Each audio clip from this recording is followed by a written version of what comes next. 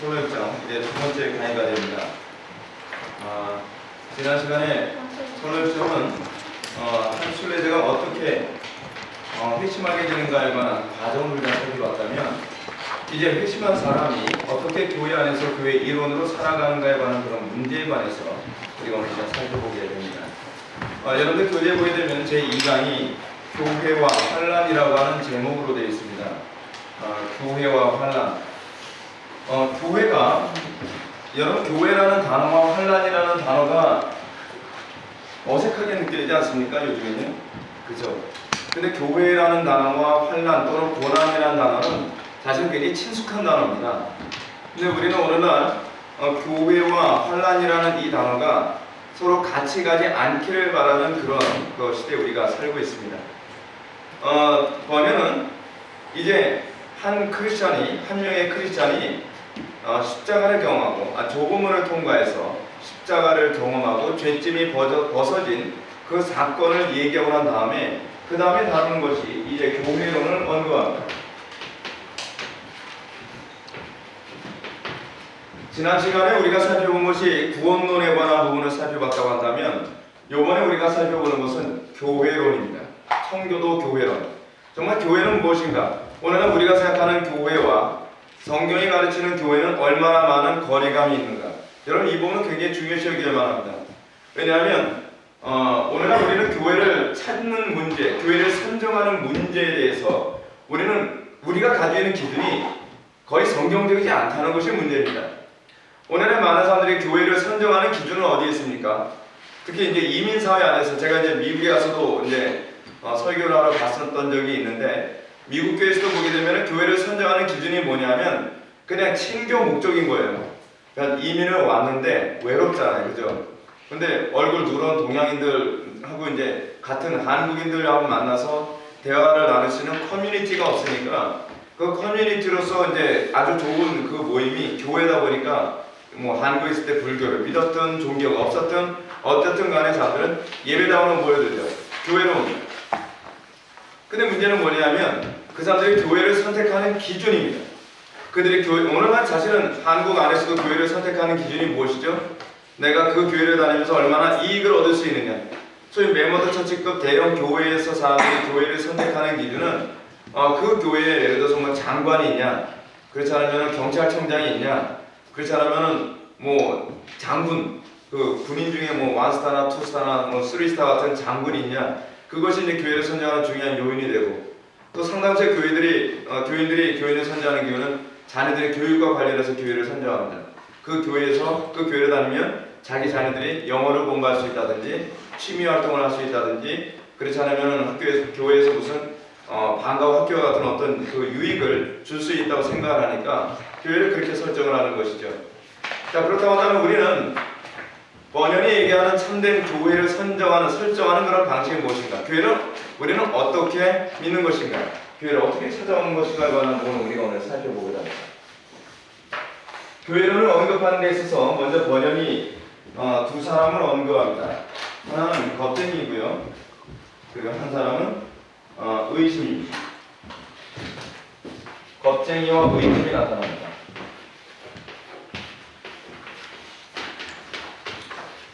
여러분들 교재 바로 전 페이지에 나오는 부분인데요.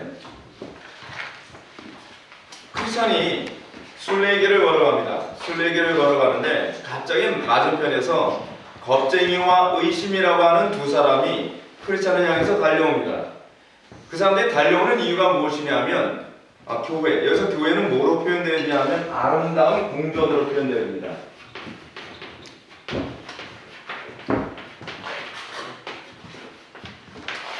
교회를 아름다운 궁전으로 표현하는데, 아름다운 궁전에 들어가려고 했더니 아름다운 궁전 앞에 무엇이 기다리고 있습니까? 두 마리의 사자가 기다리고 있다는 겁니다. 그 겁쟁이와 의심이 아름다운 궁전에 들어가려고 하다가 아름다운 궁전에 들어갔는데 너무 무서워서 사람들이 돌아와서 나는 도무지 순례길을 갈 수 없다라고 포기하며 돌아가는 장면을 만나게 됩니다. 그 순례길을 포기하도록 만드는 두 사람이 겁쟁이와 의심이죠. 그것은 뭐죠? 우리가 오늘날 신앙생활 안에서 좋은 교회를 선택하는 그런 문제에 관하여 우리가 좋은 성경이 원하는 참된 교회를 선택하는데 우리에게 장애가 되는 내면의 두 가지 본성을 얘기하고 있는 것입니다. 하나는 뭐죠? 겁쟁이. 그 겁쟁이는 어떤 식으로 나타나나요? 내 인생에서 어떤 유익을 주느냐, 나에게 어떤 안전을 주느냐, 세상에 어떤 것을 보장해 주느냐에 관한 관점으로 자꾸 교회를 찾아다니는 문제입니다.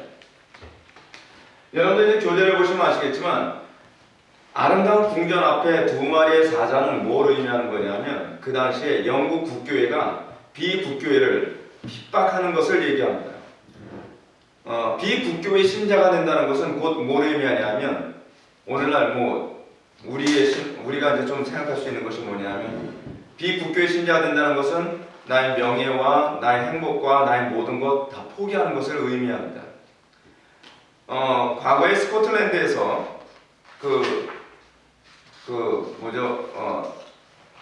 여러분 영국에서 여러분 그거 뭐라 하죠? 제가 그 표현을 잠깐 까먹었는데 엘리자베스 여왕이 자기 임금의 그 권위로 신앙을 통일령을 내렸어요. 통일령을 내리면서 신앙생활을 영국에서 원하는 방식으로만 신앙생활을 하는 거예요. 그래서 이 통일령 때문에 사실은 이 번영도 핍박을 받게 된 거예요. 그래서 감옥에 가게 된 거예요.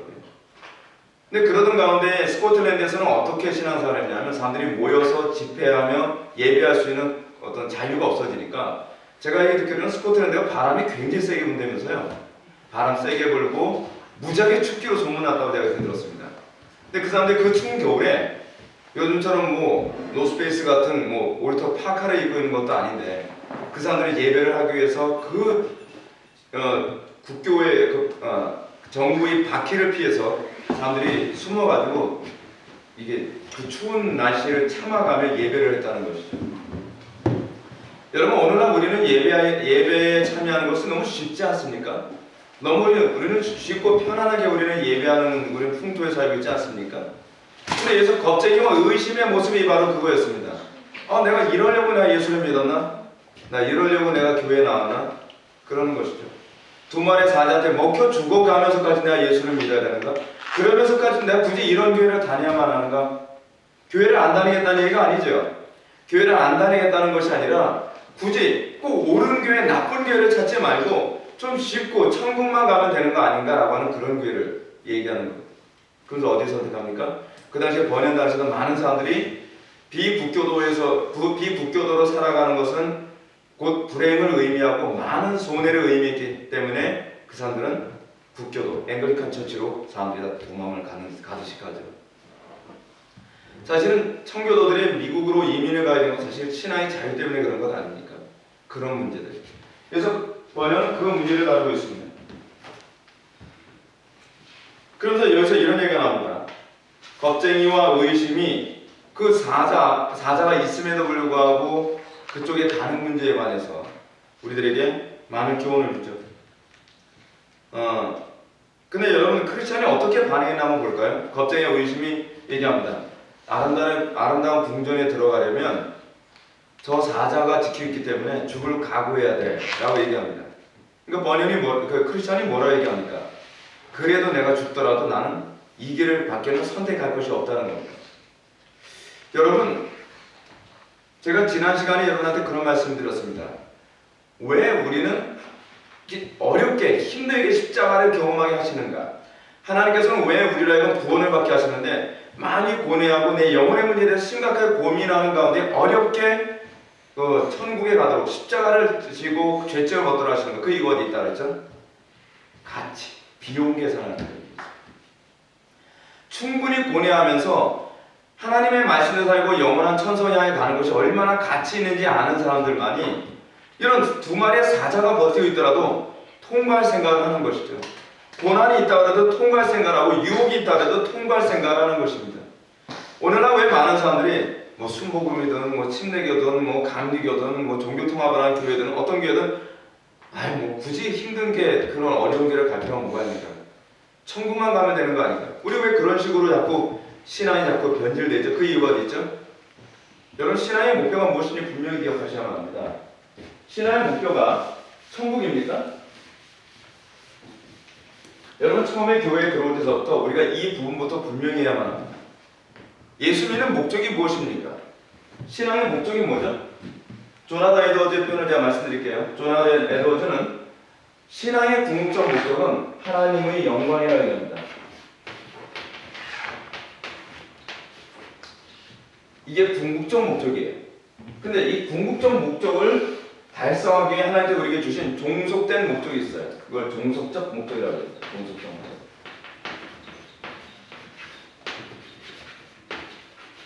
이 종속적 목적을 뭐라 얘기하냐면 구원이라고 얘기합니다. 구원. 궁극적 목적이 하나님의 영광이에요. 하나님의 영광을 위하여 살도록 만들기 위해서는 우리가 뭘 해야 되죠? 거듭나야 되는 거예요. 하나님의 영광을 위해 살도록 만들기 위한 저희 구원이라고 하는 것은 기능의 문제예요. 기능. 기능의 변화. 우리가 타락한 모습 마저 하나님 영광에서 살 수가 없죠. 그렇죠? 하나님 영광에서 살도록 만들기 위해 기능을 바꾸는 사건. 이것이 바로 구원이에요. 구원의 목적이 아니란 말이에요. 이건 종속된 목적이에요. 펑션의 문제. 그리고 이 구원을 받은 사람이 어떻게 해요? 하나님의 영광을 위해서만 살 수 있는 거죠. 그러니까 내가 과연 하나님의 영광에 관심을 가지고 있는가에 관해서 우리 심각해서 고민을 해야만 합니다. 그렇지 않으면 우리가 교회를 선정하는 문제에 있어서 자꾸 어떤 교회를 선택하려고 하냐면 쉽고 편하지만 내가 천국만 보내준다면 이단만 아니면 가겠다는 거예요. 이게 심각한 문제죠. 근데 좀 아까도 이제 시작하기 전에 신천지에 관한 얘기가 잠깐 나왔었는데 신천지의 한국교회에서는 엄청나게 많은 사람들이 신천지로 넘어갔습니다. 지금 신천지에 지금 어떤 문제가 발생했냐면 14만 4천을 모아야 된다는데 14만 4천이 넘어섰어요. 예, 이제 어려운 문제죠. 14만 4천이 넘었으면 어떻게 돼야 되는 거죠? 근데 왜 많은 사람들이 그렇게 신천지로 가느냐? 근데 미끼예요, 미끼. 천국을 쉽게 가는 법을 알려 주겠다는 거예요. 여러분, 중세시대, 그러니까 초대교회 이후에 수많은 이단들이 다 무엇과 관련된지 아십니까? 나중에 최 목사님께서 라하성 교수님을 모실지 어떨지 모르겠지만 라하성 교수님이 교회사 전문가인데 특히 교회사의 이단 전문가예요. 근데 그분이 하신 얘기가 모든 이단들의 공통점이 뭐냐면 다 구원은 중심적인 교회라는 거예요. 쉽게 구원받는 법 그리고 내 본성에 맞게 구원받는 법을 가르쳐주는 것이 바로 이단들의 공통적인 거예요. 근데 그 이단에 빠지지 않는 유일한 방법이 하나 있는데 뭐냐면 하나님의 영광을 위해서 하는데 그것이 초점이 되면 미혹이 안 돼요. 미혹이. 여러분 왜 많은 사람들이 로마 가톨릭으로 가는지 아십니까? 로마 가톨릭은 천국 가는 것이 쉽거든요. 자기의 공로와 자기의 의지로 간다고 생각하니까 얼마나 좋습니까? 자기 본성에 맞잖아요. 이단들은요 구원받게 하는 두 가지 방법이 있어요. 구원파는 쉽게 구원받는 쪽을 얘기하고요. 그리고 소위 율법주의 교회들은 어떠냐면 내 공로와 내 고행으로 구원받는다고 해요. 근데 우리는 거기에도 매력을 느끼거든요. 그렇지 않습니까? 내가 공로로 쌓아서 내 의로 구원받는다고 하니까요. 그 두 가지 극단의 이단이 사람들을 미혹하는 것이죠. 자, 지금 여기서도 그 당시 비국교도들을 핍박하는 그런 문제가 바로 여기 나타납니다. 자, 아름다운 궁전이 있습니다. 아름다운 궁전 앞에 사자 두 마리가 지키고 있습니다. 우리의 신앙에서 겁쟁이가 있고 의심이 있는 사람들은 결코 아름다운 궁전에 들어가지 않습니다. 이 아름다운 궁전이 뭐라고요? 교회예요. 우리는 힘들게 교회를 그러니까 오로지 솔라 스크립투라 오직 성경에 입각한 하나님께서 기뻐하시는 교회를 들어간다는 것. 여기서 신앙생활하는 것이 사실은 상당한 들어갈 때부터 고난이거든요. 우리는 간혹가다 이런 생각을 합니다. 여러분들 전도해 보신 적이 있겠지만 전도를 하면요 사람들 꼭 이런 얘기합니다. 꼭 그 주일날 꼭 예배 나와야만 합니까?부터 시작해서 여러 가지 어려움이 있죠. 왜냐하면 교회를 나오는 것부터 시작해서 계속 충돌이 일어나는 거예요. 그죠? 근데 우리는 이렇게 생각합니다. 하나님은 왜 이렇게 힘들게 교회를 나오도록 하십니까? 각자가 두 마리의 사자가 기다리고 있거든요. 한국 초대교회 당시에요. 처음 한국 사회에 복음이 들어왔을 때 그때 이제 조선시대죠. 그쵸? 복음이 들어왔을 때 어떤 일이 생겼냐면 며느리들이 처음 예수를 믿게 됩니다. 며느리가 예수를 믿고 교회를 출석하면 집에서 핍박이 있죠. 여러분 남편들이 얼마나 심하게 핍박했는지 여러분 아시죠? 옛날에 우리 초창기 때 복음이 들어왔을 때요. 완전히 북어 패듯이 마누라를 팼어요. 교회를 간다고. 그리고 어떤 여자는, 이거 교회사에 나오는 얘기예요. 어떤 분은 하도 새벽기도 나가고 주일 성수한다고 그러니까 남편이 아내의 머리를 밀어버렸어요. 그런데 그 여자가 그럼에도 불구하고 머리에 수건을 쓰고 그래도 예배당에 출석을 하는 거예요. 그래도 예배당에 출석하니까 남편이 옷을 다 감춰버렸어요. 그러니까 그 아내가 이불을 뒤집어 쓰고 예배당에 참석하면서 울면서 예배를 하는 거예요. 여러분, 얼마나 신앙생활이라고 하는 것이 타협 없이 신앙생활이라고 알겠죠? 교회사에서 또 이런 사건이 있습니다. 어느 며느리가 예수를 믿게 됐습니다. 그러니까 시어머니와 시아버지가 박해를 하기 시작합니다. 시어머니가 뭐라 하냐면, 며느리야, 내일 일요일날 우리 빨래해야 되니까 너 절대로 예배당 갈 생각하지 말까. 그러니까 그 시어머니가 이렇게 얘기하니까 며느리가 예 어머니 순종을 해요. 왜냐하면 제 5계명에 내 부모를 공경하라고 했으니까 그 계명을 지키는 거예요. 그리고 온 가족들이 다 잠들었을 때 이 며느리는 그 많은 빨래를 가지고, 세탁기가 없었던 때잖아요. 그걸 가지고서 그 냇가에 가서 밤새도록 빨래를 하는 거예요. 그리고 다 널어놔요. 그리고 잠 한숨도 못 자고 주일날 되면 어머니 저 예배 드리러 가겠습니다. 그러니까 무슨 소리냐? 너 빨래해야지. 빨래 다 널어놨습니다. 다녀오겠습니다. 다녀오는 거예요.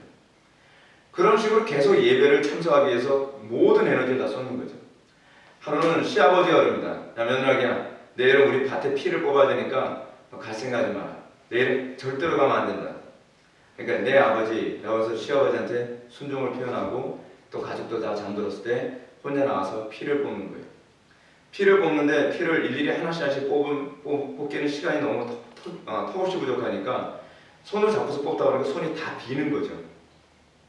아침에 일어나서 밥을 하는데 그 며느리 손이 그 붕대를 감고 있고 피가 흥건하게 젖어 있는 걸 봅니다. 시어머니가 야, 네 손이 왜 그러니? 하는 얘기가 어머니 걱정하지 마세요. 저 피 다 뽑았으니까 오늘 밭에 나가지 않으셔도 됩니다. 라고 하니까 시아버지, 시어머니가 깜짝 놀라면서 뭐라냐면 도대체 니년이 믿는 예수가 뭔지 한번 좀 알고 싶구나. 그래서 그 며느리 따라서 예배당 왔다가 온가족 다 회심하는 역사가 나타났다는 거예요. 여러분, 우리는 교회를 쉽게 정하는 것이 무조건 좋을 거라고 생각하지 마십시오. 교회를 쉽게 정하는 이런 문제, 너무 예수를 쉽게 믿으려고 하는 것 때문에 많은 유혹이 있고 그것 때문에 교회가 타락하는 거예요. 오늘날 많은 교회가 타락하는 이유가 뭐냐면 예수를 쉽게 믿는 쪽을 선택하는 사람들이 바르게 목회하려고 하는 교회를 자꾸 죽이는 거예요, 사실은요. 번연의 성경책에서는 그 부분을 지금 얘기해주고 있습니다. 근데 여러분들 이제 다시 한번 넘어보면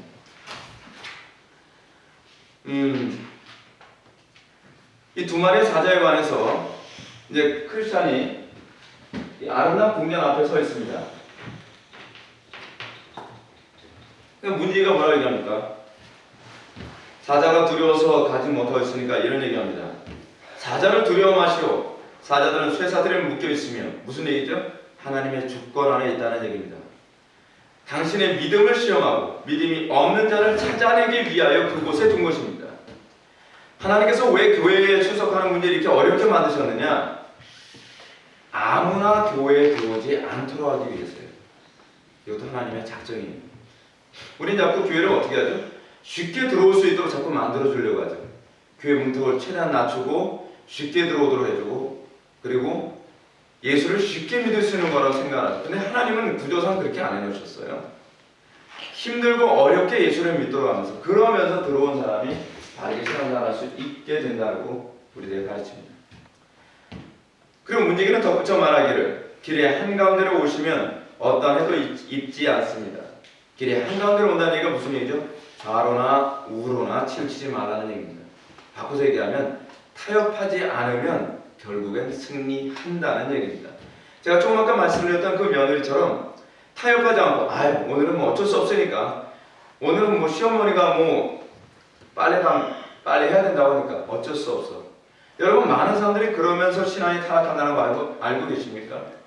제가 목회하면서도요 뭐 남편이 반대해서 또는 뭐 집안이 뭐 유교해서 여러 가지 이유 갖다 대면서 어쩌다 한 번씩 주일 빠지고 또 새벽기도 빠지고 기도에 빠지고 또 수요일에 빠지고 그러면서 점점 어떻게 되냐면 영혼이 죽어가요.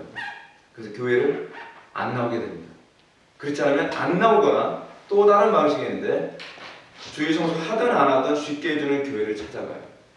이상한 교회 찾아가는 거죠. 그래서 뭐라 그래요? 아, 교회들이 틀려먹었대요. 저는 그런 얘기하면 좀 답답해요. 교회가 틀려먹은 것이 아니라 틀려먹은 교회를 양산할 수 있는 거예요.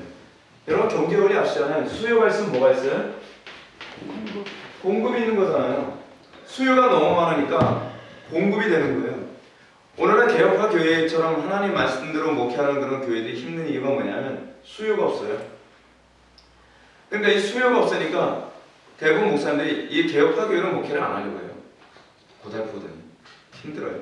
그렇죠?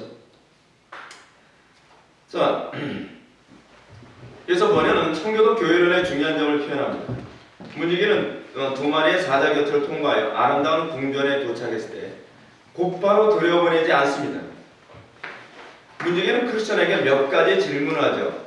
여러분 이 질문을 잘 보십시오. 이름이 무엇입니까? 라고 질문합니다. 여러분 매번 이런 질문 많이 나온다는 거 아세요?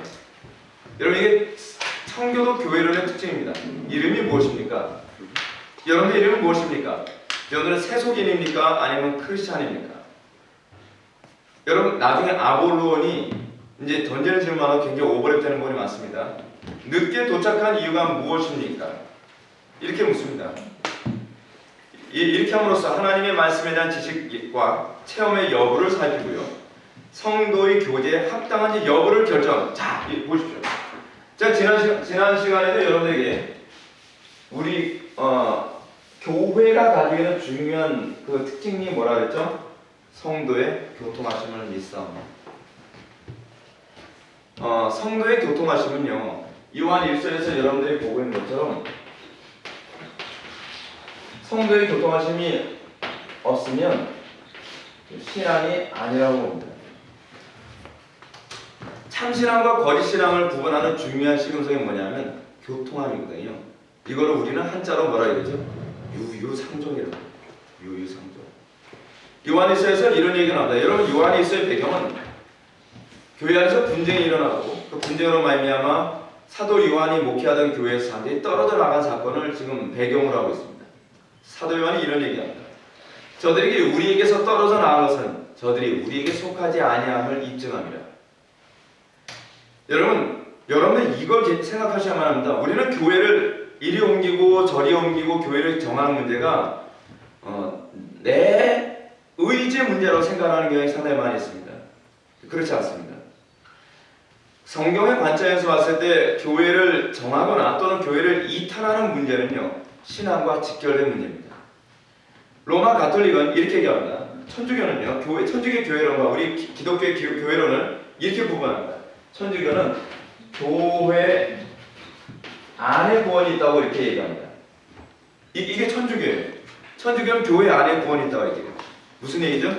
천주교의 세례를 받아야 구원을 받는다는 표현이거든요. 근데 우리는 뭐라고 표현하냐? 거의 똑같아요. 근데 달라요, 완전히요. 교회 안으로 구원이 있다고 얘기해요. 이게 비슷하죠, 그렇죠? 무슨 얘기냐면 우리는 중생하고 거듭난 사람은 자동적으로 어디로 들어오게 돼 있다는 거예요? 교회 안으로 들어오게 됐다는 얘기예요. 여러분, 한국 교회 안에 이런 사람들이 굉장히 많이 있습니다. 교회를 구경하러 오는 사람들이 많이 있어요. 인터넷으로 설교하는 사람들 많이 있어요. 설교를 듣는 사람들 많이 있어요. 그리고 예배했다고 생각합니다. 주일날 등록도 하지 않고 좋은 교회를 찾아다니고 거기에서 내가 예배를 했으니까 나는 구원받은 성도라고 생각합니다. 아니에요. 그거는 교회론을 천주교적으로 이해하고 있는 겁니다. 내가 교회에 등록했으니까 구원받은 것이 아니라 구원받은 사람은 교회 안으로 들어오게 됩니다. 근데 어떤 교회죠? 참교회죠. 참교회를 구분하는 중요한 시금석이 뭐라 그랬죠? 말씀. 그렇죠? 또 뭐 있죠? 그 성례도 그냥 성례가 아니라 바른 성례죠. 그렇죠? 그리고 건지. 네, 뭐예요? 권징. 우리 교회 권징 되게 세거든요. 우리 교회 권징 세서요. 저희 교회는 지각자가 없어요. 네. 숫자가 아무리 늘어도 지각자가 없어요. 근데 외부에서 우리 교회 보면 처음에 왔을 때 되게 놀래요. 어떻게 지각자가 한 명도 없냐고요. 그리고 근데 저희 교회 안에서 이 권증을 하면서요 얼마나 은혜로워하는지 여러분 알고 계십니까? 권증을 하면 여러분 굉장히 불행할 거라 생각하잖아요. 권증 굉장히 은혜로워요. 권증을 받고 난 다음에 사람들이 온 교회에 다 울었어요. 한 사람을 권증하고 다 내 잘못이라고 생각하는 거예요. 그리고 예배 마치고 나서 위로하는 거예요. 저 때문에 그랬습니다. 시키지도 않았는데 굉장히 은혜로웠어요. 권증은요 교회 권위가 쓰고 사람들이 바르게 말씀대로 살도록 만드는 시금석이거든요. 오늘은 한국교회가 상당수의 문제가 뭐냐면 말씀을 가르치기만 하지 말씀대로 살도록 책임있게 권증을 하고 점검을 안 하는 게 문제거든요. 그렇게 해서 교회 권위가 쓰는 거예요. 기억하십시오. 가톨릭 교회는 어떻다고요? 교회 안에 구원이 있다고 생각한다면 기독교는 교회 안으로 구원을 생각합니다. 이게 굉장히 중요한 그 교리 방식이거든요. 이걸 잘 이해하시기 바랍니다. 그래서 사람들이 기독교 교회론과 천주교 교회론을 구분을 잘 못해요. 근데 교회론을 잘 아셔야 되는 이유가 뭐냐면 할배를 교회는 뭐라고 하냐면 교회는 성도의 어머니예요. 어머니.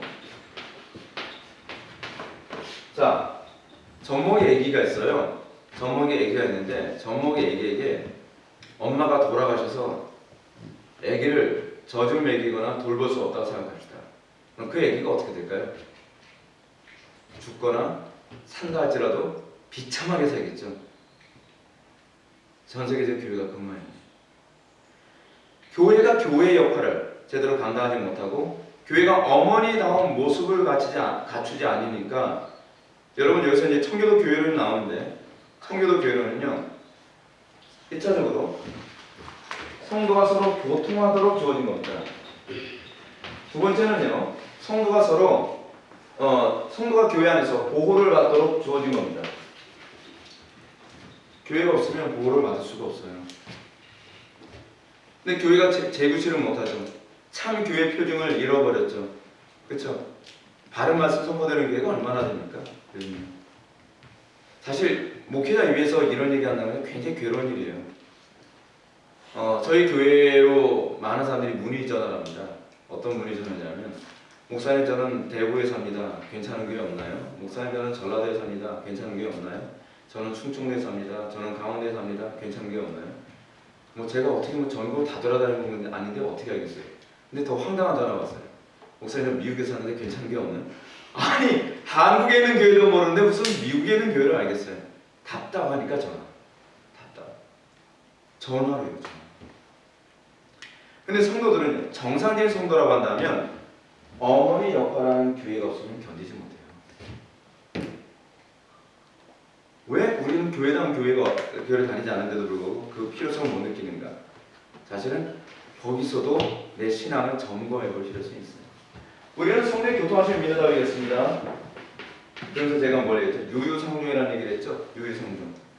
여러분 참 재밌는 게 뭔지 아세요? 똑같은 사람들끼리 모입니다. 그죠? 저렇게 나쁜 짓 하기 좋아하는 사람들 나쁜 사람들끼리 모이죠. 그죠? 교회 안에서도 유유상종 아닙니까? 교회 안에서도 꼭 뭐 이런 부류 사람들 이렇게 모이고 저런 부류 사람들 저렇게 모입니다. 근데 그건 잘못된 거예요. 교회의 위대함은 뭐냐면요. 나이가 많고 적고를 떠나서 지위 고하를 불문하고 그리고 인종과 관계없이 하나의 신앙 고백 아래서 교통이 가능해야 돼요. 그게 성경이 얘기하는 교회예요. 근데 지금 현재 우리는 어떻죠? 교회 안에 분파가 상당히 많죠. 나는 누구 집사파, 난 누구 장로파, 난 누구 권사파 이런 경우가 굉장히 많이 있잖아요. 이 교회는 아직 뭐 교회 규모가 그다지 크지 않으니까 그렇다 손 치지만 교회가 커지면 그게 점점 심해지거든요. 근데 바울이 봤을 때 고린도 교회가 그랬어요. 그렇죠? 고린도 교회는 바울파, 아볼로파, 게바파, 뭐 그리스도파 그랬단 말이에요. 근데 사도 바울이 뭐라 얘기합니까? 그리스도 안에서 우리는 하나지 뭐 자꾸 누구파 따지지 말라는 거지. 왜 근데 자꾸 무슨 파가 나오냐? 그리스도 중심적이지 않고 말씀이 바르게 증거되지 않았습니다. 고린도 교회 문제가 그거였거든요. 자, 좀 더 한번 볼까요? 문지기는 크리스천의 대답을 들은 후에도 문을 열어주지 않습니다. 그는 분별이라는 아가씨를 불러서 크리스천의 영적 상태를 더욱 명확하게 확인하도록 합니다. 이것이 청교도 교회론인데 이는 청교도들이 꿈꾼 교회는 어떤 교회냐? 비저블 세인츠예요. 눈에 똑똑히 보이는 크리스천은 눈에 똑똑히 보이는 교회가 되게 되는 거예요. 저는 사실 제가 개척하면 제 꿈이 그거였어요. 그냥 교회가 아니라 눈에 똑똑히 보이는 교회가 되게 만들고 싶더라고요. 누가 보다 저 사람 정말 크리스천이다. 예수 믿는 사람은 그래 저래야 돼. 비저블 세인츠. 이게 청교도들이 가지고 있는 교회거든요. 그냥 사람들만 많이 모이고 행사 많이 해서 막 의리의리한 그 멜모드 처치급 교회. 여러분 그 서울의 사랑의 교회 가서 본 적 있으십니까? 대단합니다. 거의 바티칸 수준이에요. 얼마나 의리의리한지 몰라요. 근데 그게 성경이 얘기하는 교회관이 아니에요. 여러분 다 아시는 얘기지만 교회란 뭐죠? 여러분 웨스트민스터 신앙고백서에서 교회란 무엇입니까? 라고 질문하면 뭐라고 대답하죠? 건물인가요? 교회? 뭐죠? 네, 구원받은 성도들입니다. 근데 대부분 교회들은 교회를 곧 건물을 자꾸 떠올리잖아요. 그렇게 되니까 어떤 문제가 발생하냐면 교회가 성전이라는 개념까지 잡아요. 교회 성전 아니에요. 사람이 성전입니다. 성도가 성전입니다. 그럼 거룩해야 될 것은 건물이 아니라 사람이죠. 그렇죠? 근데 자꾸 교회 이꼴 건물이라고 자꾸 생각해보니까 어떤 문제가 발생하냐면 그 책상이나 의자 이런 거는 성물이라고 자꾸 얘기해요. 그 천주교 용어잖아요, 사실. 그 성물은 아니거든요. 그리고 옛날에 우리 어머니 시대 때는요, 강당 청소하러 갈 때는 목욕제 껴서 청소하는 막 그런 분들도 있었잖아요. 강당에 올라가서 꼭 기도하고, 주여 부족한 인연이 저기 올라섭니다. 올라서. 옛날에 그랬었잖아요, 그죠? 맞아요, 옛날에 그랬었어요. 그리고 옛날에 또 그랬잖아요. 여자가 달거리 하면은 오늘은 내가 불결해서 안 되니까